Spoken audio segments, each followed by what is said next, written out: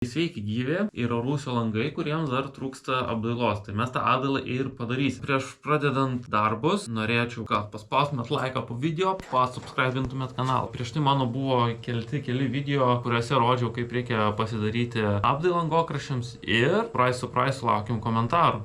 Komentarai tokie, kad, galima sakyti, kad specai komentuoja. Net vienas Deividas rašo, kad po deformacinės juostos užklijavimo ant langą būtina apsiklijuoti visą langą ir jo rėmą. Tai kuom apsiklijuoti? Garantuoju, su gruntu jau sugadinot rėmą ir nebeišsigelbėsit nuo to. Viskas šiaip nusivalė nuo rėmo, viskas kaip ir tvarkoja. Tas pats Deividas rašo, stereotūrą reikia netinkuoti, o armuoti su armavimo mišiniu. Ant išorinių kampų reikia dėti ne fasadinius kampus, o perforuotus aliuminiam pasauliu, tai turbūt taip, galima dėti aliuminio kampus. Gal net rekomenduotina dėti. Aš kodėl nedėjau, tai pirmas dalykas, nedėjau dėl to, kad jeigu su kokiu daiktu stuktelį tą kampą, jisai lieka įlinkęs. Ir kas gaunasi, kad tada vėl turėtum tvarkyti tuos kampus ir po kažkiek metų tikėtina vėl taisyti. O su plasmasiniu, mano manimu, gali stuktelti į tą kampą ir tas kampas nesideformuos. Galbūt atšoks tinkas, bet nebus jokio įlinkimo. Plius tasai fasadinis kampas, jisai yra su tinklu.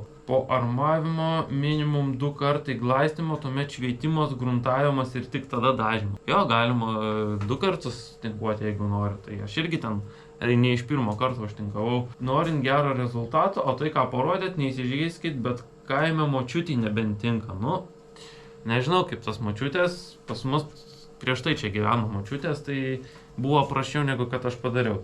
Ok, dėl deformacinės juostos šiaip Fair Point ir aš buvau rodęs, kad nusiplėšė ir ta juostelė ir niekam tu jos nepanaudoji, tai pasirodo, jinai turi funkciją, ant jos uždedi apsauginę plėvelę langui, kad rėmas ir pats stiklas neišsipurvintų. Ačiū tiem, kas komentavot prieš tai, kaip apdirbt angokraščius, truputį suteikėt informacijos, truputį privertė dar labiau pasigilinti į tą aspektą ir ką galiu pasakyti, kad važiuojam žiūrėti, kaip gausis mums dabar apdaila langų. Ir tikslas bus, kad mes susitvarkom tik tais pačias angas šičia, o sienos pačios neliečiam. Sienos jos tikrai nėra idealiai lygios, čia grublėtumas, čia pirmas stepsas, apsipjaustom visas lygiai putas, visur apsipjaustom. Sekantis žingsnis tai bus mastikos tepimas ant visų šitų vietų. Po to, kai ištepsim mastiką, dėsim klijuosi XPS-ą, kuomet baigsim klijuoti XPS-ą, dėsimės deformacinės juostas, kaip sakant, mažiau kalbų, daugiau darbų.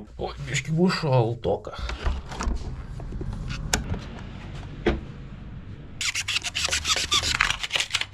O, biški dar šito paėmė.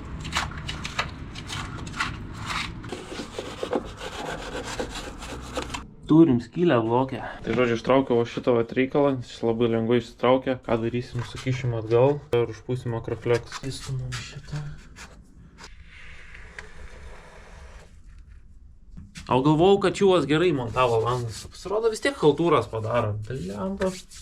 Dėl negalėjo iš karto taip makroflexu gražiai. Ir dėl to, kad hebrantai skuba, kuo greičiau objektus padaryti. Labą dieną, laukas. Kaip jūs gyvuojat? Ar jums viskas gerai?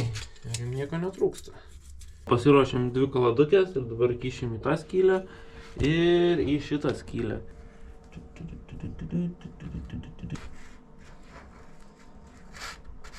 O, tai tau dar čia skylė reikia. Ai, tiesa. Su šito langu darom toliau, tai toliau išsiemam šitas kaladukės. Jie susipozicionuojam taip, kaip mums yra patogu ir gerai. Ir vėl užpurškiam makroflexu. Čia galima matyti, kur mano užpūstos putos. Set, kad taip žmonės kartais dirba. Atrodo, iš vienos pusės gerai, iš kitos pusės bum vis tiek pridaro broko, nors metų patirties turi taip. Apsitvarkiam langus, apsitvarkiam putus, čia apsipjaustėm, viskas tvarkojus, įsidėjom šitas skyles, užsidėjom, viskas perfect. Ir dabar koks yra sekantis mūsų etapas, tai kad mes tepsim mastiką, tai tepsim va tokią Penosil Air and Vapor membraną. Šitą membraną tepsim viską va čia vat, viską va čia vat. Visą šitą angą iš esmės tepsim. Tai nusiemam plėvelę, kuri yra parašyta, kad apsauginę plėvelę nuimti užbaigę montavimo darbus. Tai kadangi langai yra sumontuoti, tai tą plėvelę nusiemam ir užsidedam dažymo juostelę. tam, kad nesureaguotų ir nesusigadintų rėmas.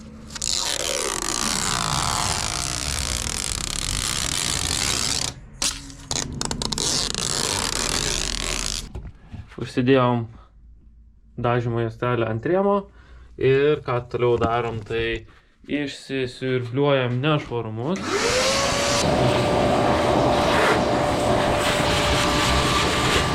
Mastika on. Pagaliukas.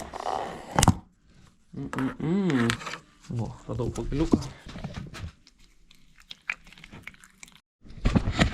Nu, visai čia padoriai gaunasi tas tepimas mastikos, tai siejami.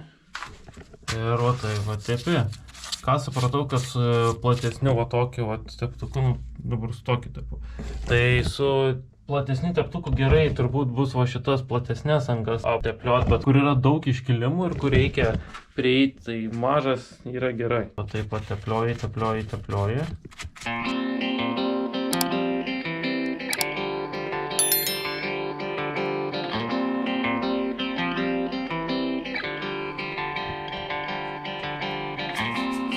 Sakyčiau, visai geras gavosi reikalas su šita mastika. Gal ir tikrai yra logiškiau negu garo izoliacinė juosta. Kadangi garo izoliacinė juosta taip gerai nepadengiam va šitų kraštų, nepadengiam čionais kraštų, o čia gaunasi, kad viską užeini, net ir menkiausius va tokius nelygumus, kur juosta tiesiog užklijuoja, tiek ten užsiklijavo, tiek užsiklijavo. Gal reikės padaryti su fliuru palyginimą, kaip atrodo šitas apdirbtas langas ir kaip atrodo mūsų prieš tai apdirbtas langas. Ką jūs manot? Vieną sluoksnį, kad ištepliot, man suėjo beveik kilogramas. Atsiminimui savo, koks angos dydis iš esmės 112 cm ant 58. Visos angos yra pas mus Rusijai vienodos. O toliau ką galvoju, tai eisim tą langą, irgi taip pat, kiek turim tos mastikos, apsitepsim, tada reiks važiuoti į senukus pirkti daugiau mastikos. Laikikliai, jie būtent skirti yra lango tvirtinimui, tai čia kaip pavyzdys yra va šitie laikikliai. Čia yra šitie laikikliai, jie įsistato į lango rėmą, užsifiksuoja, ta prasme, jis man atrodo taip įsistato, taip užsifiksuoja. Ir tada jau fiksuoji prie angokraščio. Iš esmės, jeigu kažkas montuos jums langus, atminkit vieną dalyką, kad per rėmą gręžti negalima, dėl to, kad yra pažeidžiama rėmo konstrukcija. Rėmo konstrukcija būna dar užpildoma tam tikrom dujom. Tos dujos veikia kaip izoliatorius. Jeigu rėmą pažeidi, tos dujos išeina. Kas gręžia per rėmą varžtus, tam reikia per nagus duoti ir neleisti tokių nesąmonių daryti. Čia tikrai nėra sudėtingas darbas tokius laikiklius įtvirtinti, nes tu gali jas įtvirtinti iš vienos angos pusės ir iš kitos. Tai čia yra apsileidimas, jeigu meistrai nesugeba tokių paprastų dalykų įdėti ir gręžia per rėmą tam, kad būtų jiems greitesnis montavimas ir atsikratytų greičiau darbo.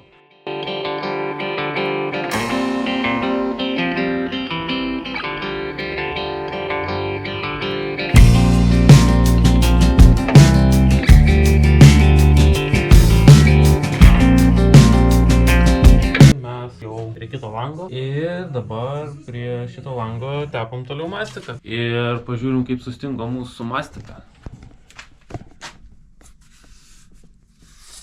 Kaip matom, pirmas sluoksnis sustingęs. Truputį jaučiasi, kad toks, nu, yra kažkoks papildomas sluoksnis, bet ką galiu pasakyti, čia dar nieko nesijaučia. Galvojau, kad jausis šaltukas. Kaip ir ne, čia viskas tvarkoja, čia irgi. Atrodo, kad čia viskas yra gerai. To šaltuko tokio kaip ir nesijaučia. Pažiūrim, kaip kits langas. Kits langas. Čia pasižiūrim irgi. Nesijaučia šaltuko. Nesijaučia. O čia jaučiasi kažkodėl. Čia nais. Toliau čia. Nesijaučia. Dar čia nepradžiuos. Turbūt didesnis sluoksnis pateko ir viskas. Tai turbūt ką toliau reikės dar padaryti, antrą sluoksnį užmest. Ir užmetus antrą sluoksnį turbūt labiau link čia dar užvažiuosim irgi, kad būtų pasidengę. Ir tada, kai čia jau užvažiuosim antrų sluoksnių su mastika, galėsim jau dėliotis XPS plokštės, jas klijuoti. Ir tikėtina, kad klijuosim su Isofix Macroflex. Ką, važiuojam į darbus.